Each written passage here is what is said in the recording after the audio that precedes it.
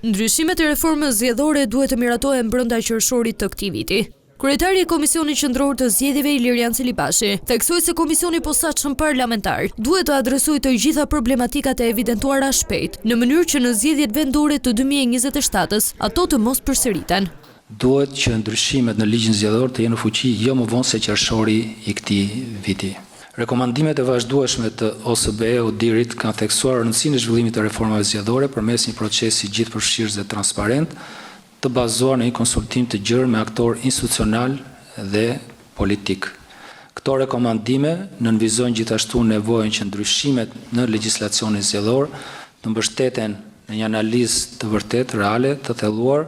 Pjesë e tryezës ishin dhe përfaqësues të partive politike, të cilët vënë theksin tek produkti gjithëpërfshirës, si dhe dialogu politik.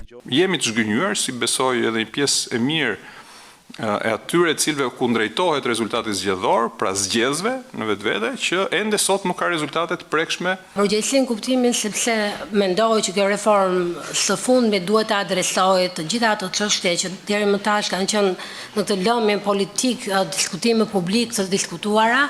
Diskutimet për reformën zgjedhore në Kuvend kanë nisur në nëntor të vitit që lan pas, ndërsa anëtarët e opozitës dhe mazhorancës janë shprehur se ndryshimet do të miratohen brenda afateve, në mënyrë që të implementohen për zgjedhjet vendore të vitit që vjen.